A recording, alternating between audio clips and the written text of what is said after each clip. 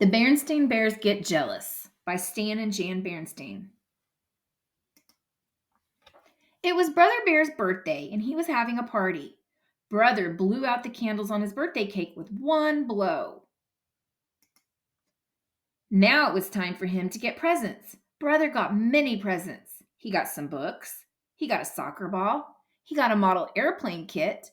But best of all was the present he got from Mama Bear and Papa Bear. It was a two-wheel bike, a big, beautiful two-wheel bike.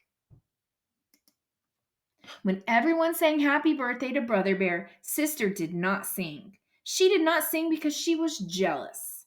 She wasn't jealous of the books or the soccer ball or the model airplane kit.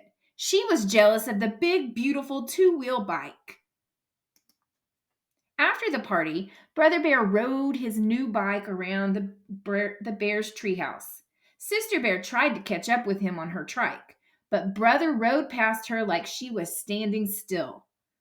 "Wow," he shouted. "Watch this. Look how fast I can go."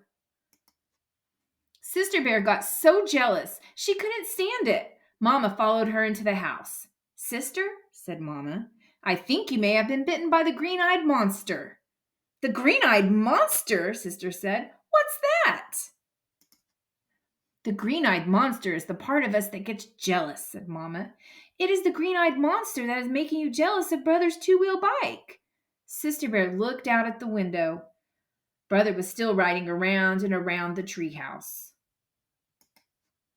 "It isn't fair," said Sister. "Why can't I have a two-wheel bike?" "Because," said Mama, "you are not ready for a two-wheel bike. A two-wheel bike is a bit too tall, and your legs are a bit too short."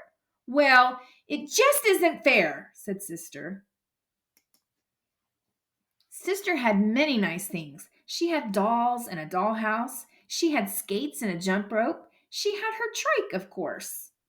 But when you are jealous, the things you have look small next to the things you don't have. Later that night, just as Sister was about to fall asleep, she had a visitor, a very strange visitor. It was a cub that looked just like Sister Bear, except that the visitor had green eyes and little horns on her head. "I know who you are," said Sister. "You are the green-eyed monster." "Never mind about that," said the visitor. "Come, I will show you how to get a two-wheel bike all of your own. And all you have to do is show Mama Bear and Papa Bear that you are ready." Then the visitor helped Sister onto the bike and gave her a big push. Off went Sister on Brother's big, beautiful two-wheel bike. Around and around the treehouse she rode, faster and faster. But the bike was a bit too tall, and her legs were a bit too short.